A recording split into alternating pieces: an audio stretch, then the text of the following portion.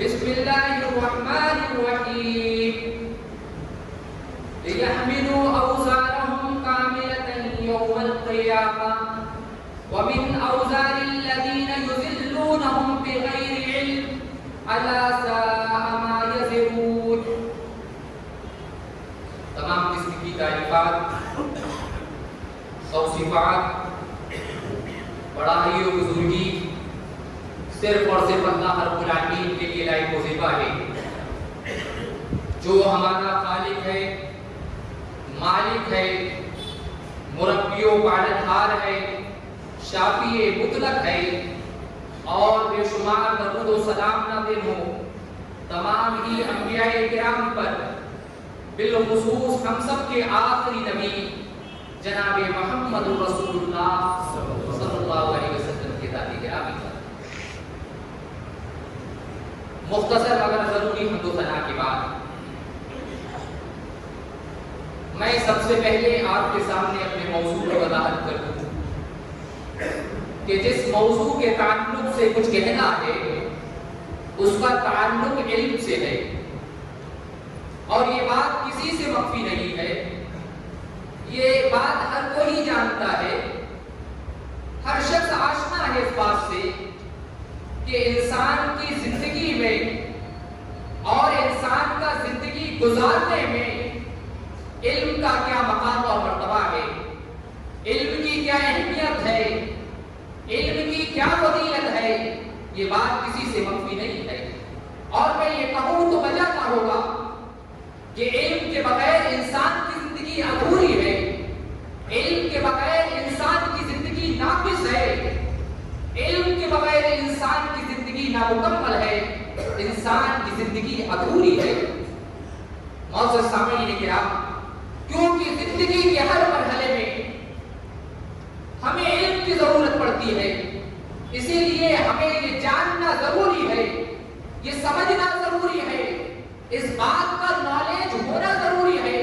کہ آخر علم کہاں کس کو جاتا ہے۔ کیا معلومات کا نام علم ہے؟ کیا اس منبر رسول سے جو بات بیان کر دی جائے وہ علم ہے؟ اس بات کو سمجھنا ہر فرد بشر کے لیے ضروری ہے کہ آخر علم کا معنی کیا ہوتا ہے، علم کے مفاہیم کیا ہوا کرتے ہیں، علم کا مفہوم کیا ہوا کرتا ہے، علم کہاں کس کو جاتا ہے۔ اور علم کے سلسلے میں آپ یاد رکھیں، علماء کرام نے بے شمار تعریفیں کی ہیں، لیکن صالح بن عثیمین رحمۃ اللہ علیہ علم کے تعریف میں یہ جملے کہتے ہیں کہ علم نام ہے ادراک الشیء علی ما هو علیہ ادراکا جازما، کہا اس کو علم کہا جاتا ہے۔ معنی یہ ہوا ادراک الشیء مانے کسی چیز کا جاننا، علی ما هو علیہ مانے جو اس کی حقیقت ہے اس کے مطابق جاننا، اور کیسا جاننا، ادراکا جازما پورے یقین کے ساتھ جاننا در حقیقت یہ علم ہے۔ آپ نے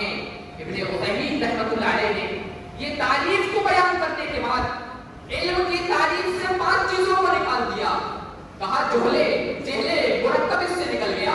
جہل بسیط اس سے نکل گیا، کیونکہ جہل بسیط کہا جاتا ہے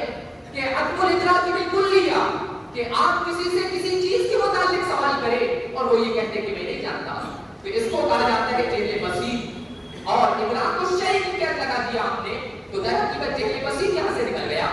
اور اس کے بعد یہ جملہ کہا علی ما هو علیہ، کہ اس کی حقیقت کے مطابق جاننا، تو اس سے جہل مرکب نکل گیا، کیونکہ جہل مرکب ہی کہا جاتا ہے اس بات کو کہ کسی چیز کا علم تو ہونا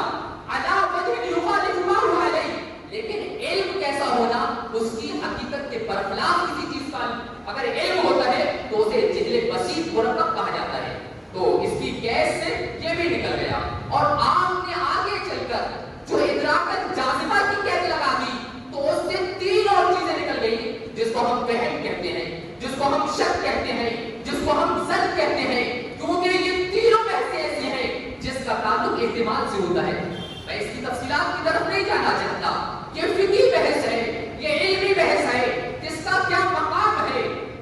یعنی مشک کسے کہا جاتا ہے، وہم کسے کہا جاتا ہے، ظن کسے کہا جاتا ہے، کون سے اس میں احتمالات ہوتے ہیں، لیکن اتنا یاد رکھنا ضروری ہے کہ یہ تینوں چیزیں ایسی ہیں جس کا تعلق احتمال در حقیقت علم کی تعریف یہ کہی جا سکتی ہے کہ کسی چیز کو اس کی حقیقت کے مطابق یقین کے ساتھ جاننا در حقیقت یہ علم ہے. لیکن شرعی اعتبار کی تعریف کی جائے گی. شرعی اعتبار کی تعریف کی جائے گی کہ اسلام اور ایمان اور عقائد کے جو احکام اور مسائل ہیں اگر ہم اسے ویسا جانتے ہیں جیسے رسول اکرم صلی اللہ علیہ وسلم کی شریعت میں موجود ہیں, جیسے شریعت اسلامیہ کے تقاضے ہیں, جیسے شریعت اسلامیہ بیان کرتی ہے, در حقیقت وہ علم ہے, ورنہ اس پہ علم کا اطلاق نہیں ہو سکتا. مانے ہر مسئلے کو شریعت کا جو بھی مسئلہ ہو, ایمان کا جو بھی مسئلہ ہو, عقیدے کا جو بھی مسئلہ ہو, اسلام کا جو بھی مسئلہ ہو, اگر آپ اس کو رسول اکرم صلی اللہ علیہ وسلم کی شریعت کے مطابق جانتے ہیں تو در حقیقت اس پر علم کا اطلاق ہو سکتا ہے. اور اگر اس کو ویسا نہ جانا جائے جیسے شریعت اسلامیہ کا تقاضا ہے تو معاف کیجیے گا, اس پر علم کا اطلاق نہیں ہو سکتا. لیکن سوال سب سے اہم یہی کھڑے ہوتا ہے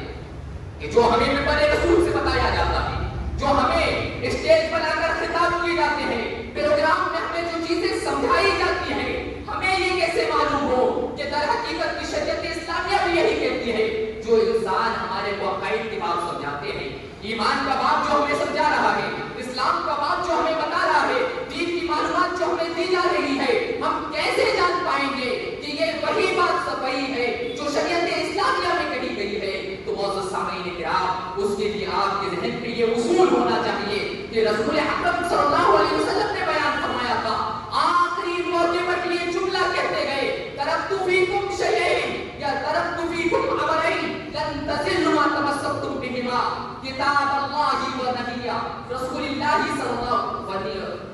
کتاب اللہ و سنت رسول اللہ صلی اللہ علیہ وسلم. کہ آخری موقع پر بھی رسول اکرم صلی اللہ علیہ وسلم نے یہی جملے کہے کہ میں تمہارے درمیان دو چیزیں چھوڑ کے جا رہا ہوں,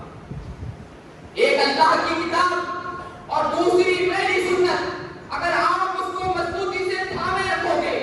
آپ اس پر عمل کرتے رہو گے تو آپ کبھی گمراہ نہیں ہو سکتے. آپ نے اپنے رشتے کو قرآن سے توڑا, اگر آپ نے اپنے رشتے کو حدیث رسول سے توڑا تو آپ گمراہ ہو جاؤ گے. معلوم ہوا کہ دین کا اصل مصدر کیا ہے, دین کا اصل منبع کیا ہے, دین کا اصل بنیاد کیا ہے, کہ جہاں سے ہم دین حاصل کر سکیں وہ قرآن اور حدیث ہے. لیکن قرآن اور حدیث کی پہلا اصول ہے کہ بیان کرنے والا آپ کو قرآن سے بیان کرے, آپ کے سامنے اگر پیش کرنا چاہے تو حدیث رسول کو پیش کرے, قرآن اور حدیث کے حوالے سے وہ بات کرے. تو در حقیقت یہ کہا جا سکتا ہے کہ اس کا تعلق شریعت اسلامیہ سے ہے. لیکن شریعت اسلامیہ کا یہ اصول آپ اپنے ذہن پر رکھیں کہ شریعت اسلامیہ میں اگر کسی چیز کا اعتبار ہوتا ہے تو اللہ کی مراد کا اعتبار ہوتا ہے. اگر حدیث رسول میں کسی چیز کا اعتبار ہوتا ہے تو رسول اکرم صلی اللہ علیہ وسلم کی مراد کا اعتبار ہوا کرتا ہے. جیسے خود امام شافعی رحمۃ اللہ علیہ یہ جملہ کہا کرتے تھے, آمنت باللہ وبما جاء باللہ علی مراد اللہ, کہ میں اللہ پر ایمان لے کر آتا ہوں, اللہ کے جانب سے جو چیزیں آئی ہیں میں اس پر ایمان لے کے آتا ہوں, ویسا ایمان لے کے آتا ہوں جیسے اللہ کی اس سے مراد ہے, جیسے رسول اکرم صلی اللہ علیہ وسلم کی مراد ہے. معزز سامعین کرام, بہت سے ایسے فرقے وجود میں آئے جو قرآن کے حوالے سے بات تو کرتے ہیں, جو حدیث رسول کے ثبوت سے بات تو کرتے ہیں, حدیث رسول کا حوالہ تو دیتے ہیں, لیکن یہ آپ کو کیسے معلوم ہوگا کیا اس سے اللہ رب العالمین کی یہی مراد ہے؟ یہ آپ کیسے سمجھ پائیں گے کہ اس سے رسول اکرم صلی اللہ علیہ وسلم کی یہی مراد ہے؟ آپ دیکھیں کتنے ایسے فرقے وجود میں آئے, رافضیوں کو اٹھا کر دیکھو, جس کی شان پہ غلو کر کے جس کی شان کو اٹھائے, خوارج کو اٹھا کر دیکھو, ان الحکم الا للہ کی تفسیریں کیسے کی. آپ پوچھیں کہ اگر اس سے اللہ کی یہی مراد ہے جو خوارج پیش کرتے ہیں, آپ آگے چل کر دیکھیں معتزلہ کو اٹھا کر دیکھیں جس نے اس حدیث پر اعتبار کیا اور کہا من قال لا الہ الا اللہ دخل الجنہ, کہ جس نے لا الہ الا اللہ کا ورد کر لیا, جس نے لا الہ الا اللہ کہہ دیا, دخل الجنہ, تو وہ جنت میں داخل ہوگا. کہ اس کا یہی معنی ہے؟ کیا رسول اکرم صلی اللہ علیہ وسلم کی اس حدیث سے یہی مراد تھی؟ کیا رسول اکرم صلی اللہ علیہ وسلم اس حدیث سے یہی مسئلہ پیش کرنا چاہ رہے تھے؟ آپ اس سے آگے بڑھ کر دیکھیں, جہمیہ کو اٹھا کر دیکھیں کہ آپ نے جہمیہ جنہوں نے اللہ رب العالمین کے اسماء و صفات کا انکار کیا اور ایک آیت کو انہوں نے بنیاد بنا لیا, کہا کہ اللہ نے قرآن میں کہا لیس کمثلہ شیء وہو السمیع البصیر, کہ کوئی چیز ایسا نہیں ہے کہ جو اللہ رب العالمین کے مثل ہو، جو اللہ رب العالمین کے لیس کمثلہ شیء وہو السمیع البصیر، کوئی چیز اللہ کے مشابہ نہیں ہے. تو کہا قرآن میں جو اللہ کی آنکھیں بیان کی گئی ہے، ہاتھ بیان کیے گئے ہیں، چہرے کی جو ہے انہوں نے تمام کے تمام عرش کا انکار کر دیا، اسماء و صفات کا انکار کر دیا. کہا اگر آپ یہ مانتے ہیں تو مخلوق کے ساتھ تشبیہات کا باب جڑتا ہے، مخلوق کے ساتھ تجسیم کا باب جڑتا ہے. اس لیے اللہ کے جو اسماء و صفات ہے اس کو انہوں نے خارج کر دیا. یہ آیت کریمہ سے یہی مراد اللہ کی.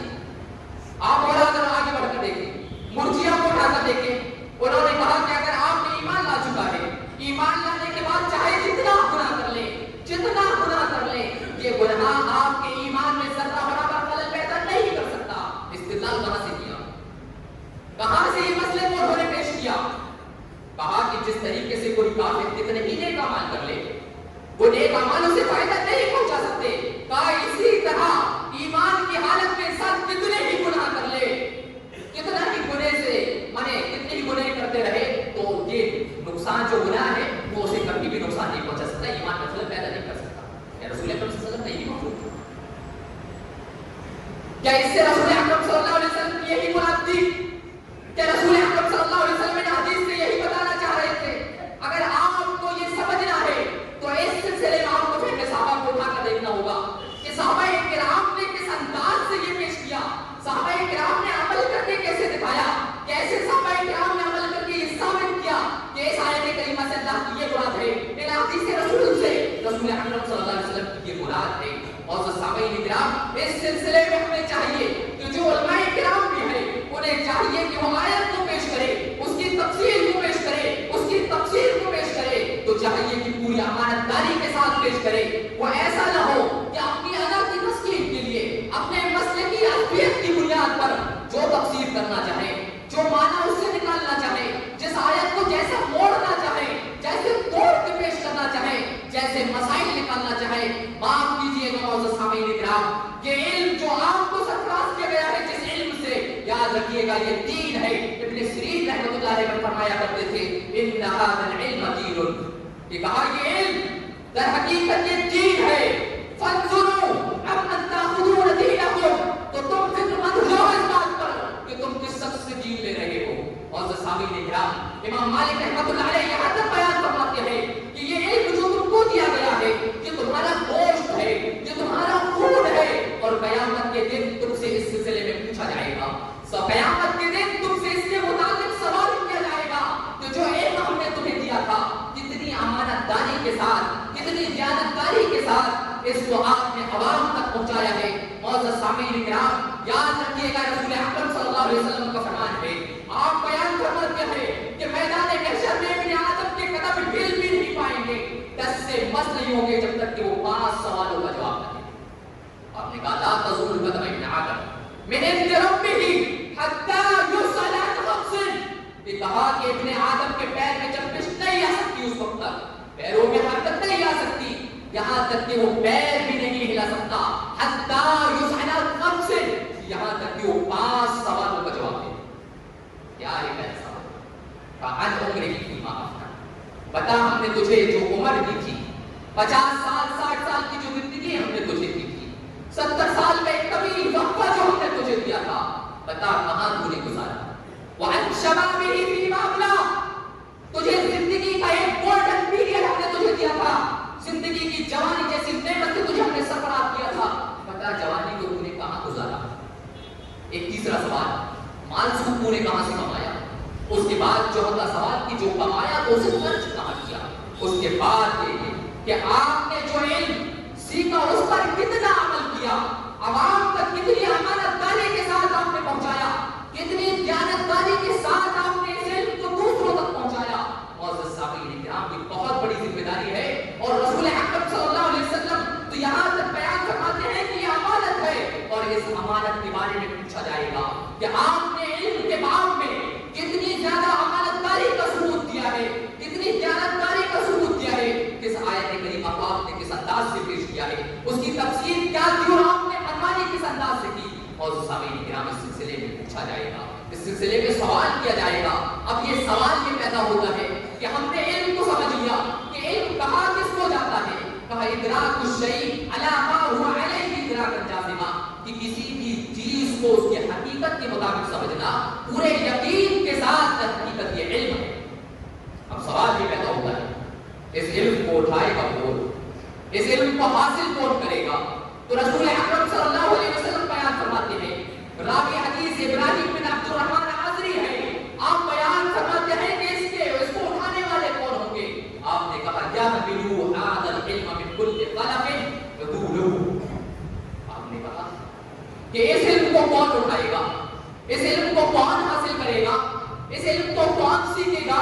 اس علم کو کون لوگوں کو سکھائے گا؟ کہ رسول اکرم صلی اللہ علیہ وسلم کا فرمان ہے، آپ بیان فرماتے ہیں یحملوا ھذا العلم من کل خلف، کہ ہر امت کے وہ لوگ اس علم کو اٹھائیں گے، ادولہ جو امت کی سب سے زیادہ معتبر ہوگی۔ آپ نے علماء کا لفظ نہیں کیا، آپ نے علماء کا لفظ استعمال نہیں کیا، بلکہ ادولہ کا لفظ استعمال کر دیا اور کہا کہ اس امت میں وہ لوگ علم کو اٹھائیں گے جو تمہاری امت میں سب سے زیادہ معتبر ہوں گے، جس پر آپ اعتماد کرتے ہوں گے، جس پر آپ اعتماد کرتے ہوں گے، ایسے لوگ اس علم کو اٹھائیں گے اور ان کے تین کام ہوں گے، جس میں پہلا کام ہوگا وَيَكْفُونَ عَنْهُ تحریف الغالی، کہ جو دنیا میں غلو کرتے ہیں، غلو سے کام لیتے ہیں، تو غلو کرنے والوں کی جو تحقیقات ہوا کرتی ہے کہ اس کے پردے کو فاش کریں گے، وَإِمْتِحَانَ الْمُبْتِلِينَ، جو دین میں کڑا کرتے ہیں، دین میں منمانی کرتے ہیں، دین میں اپنی منشا کے مطابق اپنے مسائل کو پیش کرتے ہیں، آیت کی غلط ترجمانی کرتے ہیں، حدیث رسول کو غلط انداز میں پیش کرتے ہیں، ایسے سلسلوں کے ایسے لوگوں کے بارے میں ان علماء کرام کی جواب داری ہوگی، ان معتبر اشخاص کی جواب داری ہوگی، وَإِمْتِحَانَ الْمُبْتِلِينَ، کہ دین پر گڑھنے والے، دین کو نئے انداز سے پیش کرنے والوں کا وہ پردہ فاش کریں گے۔ اور تیسرا کام ہوگا وَتَأْوِيلَ الْجَاهِلِينَ، جو جاہل لوگ تعویل کرتے ہیں، نئے انداز سے جو تعویلیں کی جاتی ہیں، در حقیقت یہ اس کے پردے کو فاش کریں گے۔ یہ علماء کرام کی ذمہ داری ہے۔ اب سوال یہ پیدا ہوتا ہے کہ ہماری نگاہوں میں بھی علماء کرام کو کس طرح ہوا کرتے ہیں؟ ایک علماء سو ہوتے ہیں اور ایک علماء ربانیین ہوا کرتے ہیں، علماء حق ہوا کرتے ہیں، تو اب پہچان کیسے ہوگی؟ علماء سو کس کو کہا جائے گا، علماء ربانیین کس کو کہا جائے گا؟ معزز سامعین کرام، خود رسول اکرم صلی اللہ علیہ وسلم بیان فرماتے ہیں، کہا انما اخاف علی امتی الائمۃ المضلین، کہ کہا میں اس امت میں سب سے زیادہ اگر کسی چیز سے ڈرتا ہوں، مجھے اس امت کا سب سے زیادہ خوف اگر ستاتا ہے الائمۃ المضلین، تو مجھے گمراہ کرنے والے ائمہ سے ڈر لگتا ہے، مجھے گمراہ کرنے والے دعات سے ڈر لگتا ہے، مجھے گمراہ کرنے والے علماء کرام سے ڈر لگتا ہے، مجھے یہ ڈر ستاتے رہتا ہے جو قرآن کی غلط تفسیرات پیش کرتے ہیں، حدیث رسول کی غلط تشریحات پیش کرتے ہیں، ایسے علماء کرام سے مجھے ڈر لگتا ہے۔ معزز سامعین کرام، یاد رکھیں یہاں تک کہ رسول اکرم صلی اللہ علیہ وسلم نے بیان فرمایا، خود اللہ رب العالمین قرآن مقدس کے اندر ارشاد فرماتا ہے کہ کہا وَجَعَلْنَاهُمْ أَئِمَّةً يَدْعُونَ إِلَى النَّارِ، کہ کچھ لوگ تو ایسے ہیں، کچھ ائمہ ایسے ہیں جو لوگوں کو غلط انداز سے تفسیر کر کے بیان کرتے ہیں، آیت کا نئے انداز سے مفہوم پیش کرتے ہیں، در حقیقت یہ لوگوں کو جہنم کی آگ کی طرف بلاتے ہیں۔ وَجَعَلْنَاهُمْ أَئِمَّةً يَدْعُونَ إِلَى النَّارِ، کہ وہ جہنم کی آگ کی طرف لوگوں کو بلاتے ہیں۔ آپ بخاری کی صحیح روایت اٹھا کر دیکھیں، یہاں تک کہ رسول اکرم صلی اللہ علیہ وسلم نے بیان فرمایا بہت سے ائمہ ایسے ہیں، علماء سو ایسے ہیں جو جہنم کے دروازے پر کھڑے ہو کر لوگوں کو جہنم کی آگ کی طرف بلاتے ہیں۔ اور سامعین کرام، اور یہاں تک کہ خود ایسے علماء کرام کو یہ حدیث اپنے سامنے رکھنی چاہیے، ایسی حدیث کا یہ بار بار گرد کرنا چاہیے کہ رسول اکرم صلی اللہ علیہ وسلم بیان فرماتے ہیں کہ بہت سے لوگ ایسے ہیں جو لوگوں کو ہدایت کی طرف بلاتے ہیں، ایک جمع غفیر ان کے ساتھ ہوتا ہے، ایک بڑی جماعت ان کے ساتھ ہوتی ہے، وہ اس پر عمل کرتی ہے تو اس کی ہدایت کا سبب علماء کرام ہوتے ہیں۔ تو جو ثواب ان عوام کو ملتا ہے، جو ثواب جماعت کو ملتا ہے، وہی ثواب علماء کرام کو ملتا ہے، وہی ثواب دعوت دینے والے کو ملتا ہے۔ لیکن جو لوگ گمراہی کی طرف بلاتے ہیں، بدعات کی طرف بلاتے ہیں، شرکیات کی طرف بلاتے ہیں، اور جتنے لوگ اس پر عمل کرتے ہیں، تو معزز سامعین کرام اس کے بارے میں کہا گیا ہے جتنے لوگ عمل کریں گے جو بوجھ ان پر ڈالا جائے گا، در حقیقت اتنے ہی بوجھ کا مستحق خود وہ انسان ہوگا جو ان کی گمراہی کا سبب بنا ہے۔ اٹھاؤ قرآن کو، دیکھو اللہ رب العالمین نے بے الفاظ میں کہا ولا يحملوا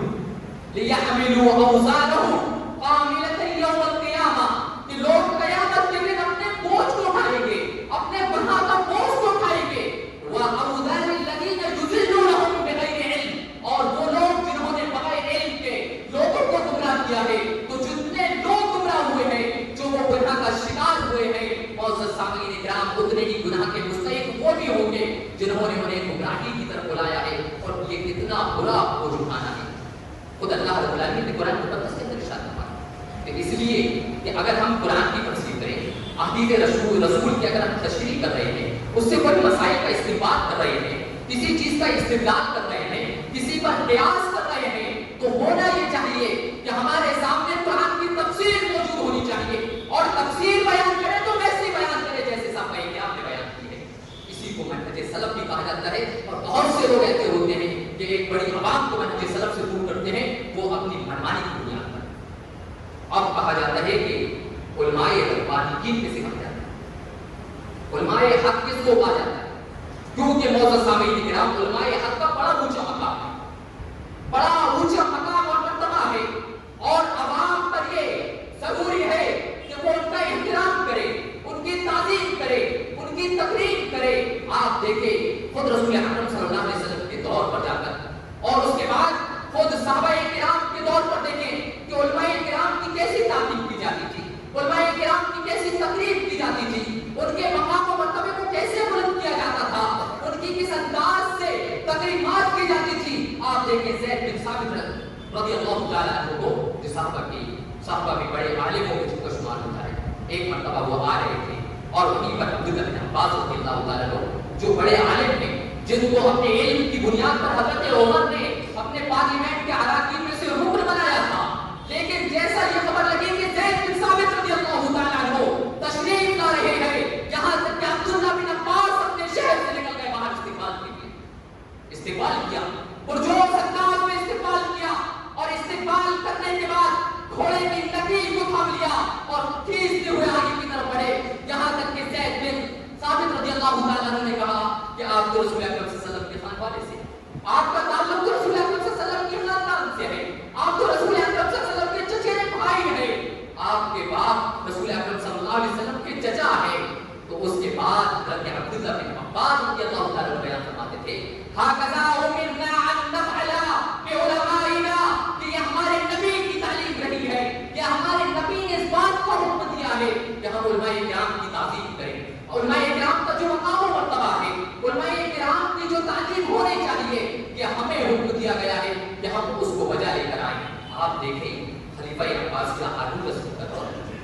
کہ ایک مرتبہ اپنی لوڑی کے ساتھ وہ محل کے چہل قدمی کر رہا تھا، اپنی لوڑی کے ساتھ محل کے چہل قدمی کر رہا تھا، گھوم رہا تھا، باتیں کر رہا تھا. اسی دوران اس کے یہاں عبداللہ بن مبارک رضی اللہ تعالیٰ عنہ، عبداللہ بن مبارک آتے ہیں. اور آنے کے بعد جب دیکھتے ہیں کہ پورا ازدحام قائم ہو چکا ہے، چاروں طرف سے لوگ جمع ہو گئے ہیں عبداللہ بن مبارک سے ملنے کے لیے. عبداللہ بن مبارک غالباً دوسری صدی کے بہت بڑے امام، کہ عبداللہ بن مبارک جیسے آئے تو چاروں طرف سے ان کے استقبال کے لیے کھڑے ہو گئے، مصافحہ ملانے کے لیے بھیڑ لگ گئی. یہاں تک کہ ہارون رشید نے دیکھا کہ اتنا بڑا ازدحام قائم ہو گیا، لوگ تمام کی تمام لوگ چاروں طرف سے جم گئے ہیں. ایسے موقع پر پوچھا کہ آخر مسئلہ کیا ہے؟ ایک بڑی جماعت ہے جو پورے ایک دوسرے پر ابھر رہی ہے، عبداللہ بن مبارک سے ملنے کے لیے ابھر رہی ہے. پتا چلا کہ عبداللہ بن مبارک آئے، لیکن لوگ کس انداز سے احترام کرتے تھے. ایک عالم آیا کرتا تھا تو لوگ کس انداز سے اس کا احترام بجا لایا کرتے تھے،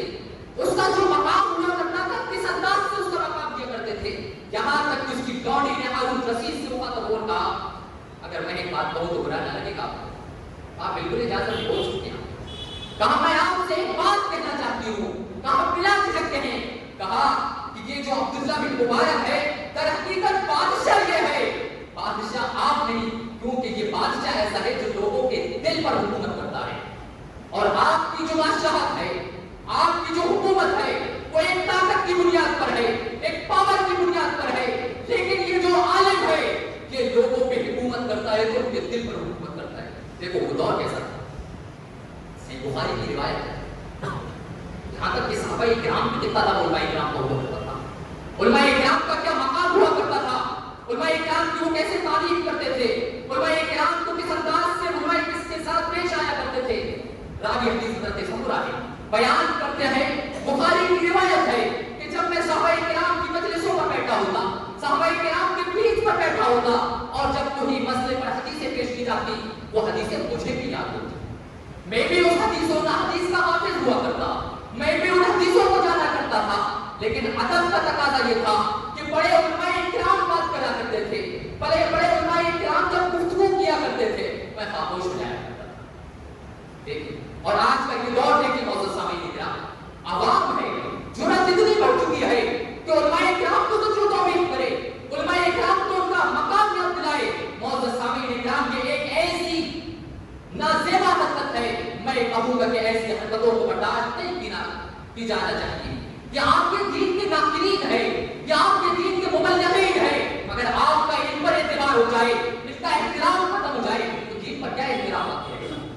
اگر آپ کی شان میں یہ علماء کرام کی کمی، علماء کرام کا وہی مقام ہے جو آج مقام دیا جا رہا ہے، علماء کرام کے اندر وہی توہین کرنی ہے، تو معزز سامعین کرام دین کیسے محفوظ رہے گا. یہ دین کے مبلغین ہیں، یہ دین کے ناقدین ہیں، یہ دین کو پہنچانے والے ہیں، یہ قرآن کی تفسیر کرنے والے ہیں، یہ حدیث رسول کی تفاسیر بیان کرنے والے ہیں. معزز سامعین کرام خدا پہ ایک مرتبہ غور کریں کہ اگر ان کے ذہن سے علماء کرام کا احترام ختم ہو جائے تو پھر احترام اگر ختم ہو جائے، عزت ختم ہو جائے، ان کا مقام و مرتبہ ختم ہو جائے، مشکوک ہو جائے علماء کرام، تو دین پر شکوک قائم ہو جائے.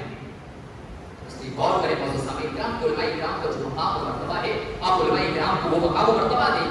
اور ہمارا عقیدہ تو وہ عقیدہ ہونا چاہیے جو امام طحاوی رحمۃ اللہ علیہ بیان فرماتے ہیں کہ کہا امام طحاوی رحمۃ اللہ علیہ نے کہ جو سابقین علماء گزر چکے ہیں، صحابہ سے گزر چکے ہیں، تابعین گزر چکے ہیں، فقہا گزر چکے ہیں، ان کا مقام اور مرتبہ تو یہ ہونا چاہیے ہماری نگاہوں میں لا یذکرون الا بالجمیل، کہ اگر ان کا ذکر کریں تو ادب کے ساتھ کریں، ان کا ذکر کریں تو ایک پیارے انداز سے ذکر کریں. جب ان کا ذکر ہماری زبان پر آئے تو بڑے محترم انداز سے ان کا ذکر آئے. اور اس کے بعد آپ یہ بیان فرماتے ہیں ومن ذکرہم بسوء وهو علی غیر السبیل، اور جو علماء کرام کا احترام نہ کرے، علماء کرام پر لعن اور طعن کرے، علماء کرام کو تبرہ بازی کا نشانہ بنائے، علماء کرام پر الزام لگائے، علماء کرام کی توہین کرے، علماء کرام کو ان کے مقام سے گرائے، علماء کرام کو تصدیق اور تکفیر کا نشانہ بنایا جائے، علماء کرام سے نفرتیں کی جائے، تو یاد رکھیے امام طحاوی رحمۃ اللہ علیہ کے قول کو کہ امام طحاوی رحمۃ اللہ علیہ بیان فرماتے ہیں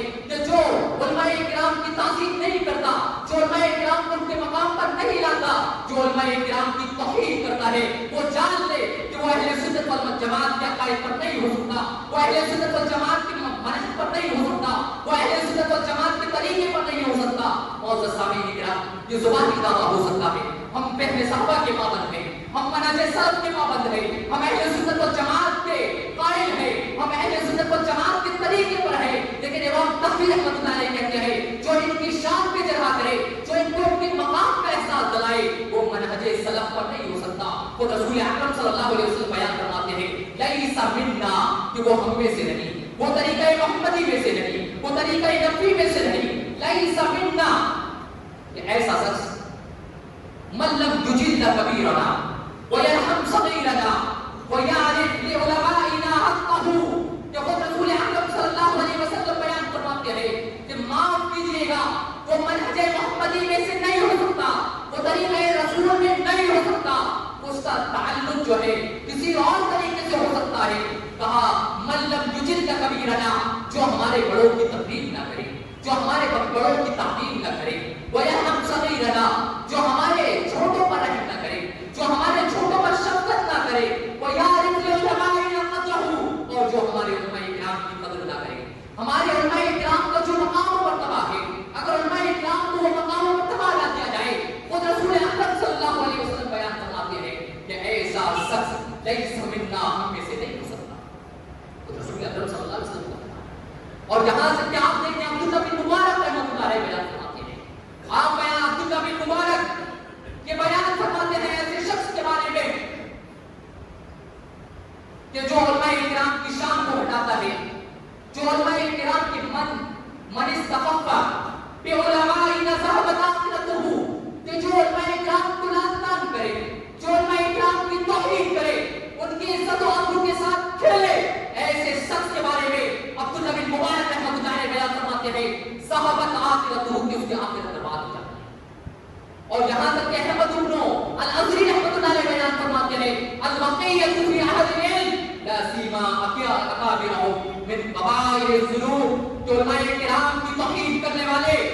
علماء کرام کو زجر و توبیخ کا نشانہ بنانے والے، علماء کرام کو بے رخی انداز سے مخاطب کرنے والے، علماء کرام کے مقام کو گرانے والے، وہ احمد بن العصری رحمۃ اللہ علیہ کے قول کو سامنے رکھے کہ جو علماء کرام کو نامزد کرے، جو علماء کرام کی کیلیں نکالے، اس کے بارے میں کہتے ہیں میں کبائر الذنوب، جو شخص ایسا کرتا ہے تو وہ کبیرہ گناہ کا ارتکاب کرتا ہے،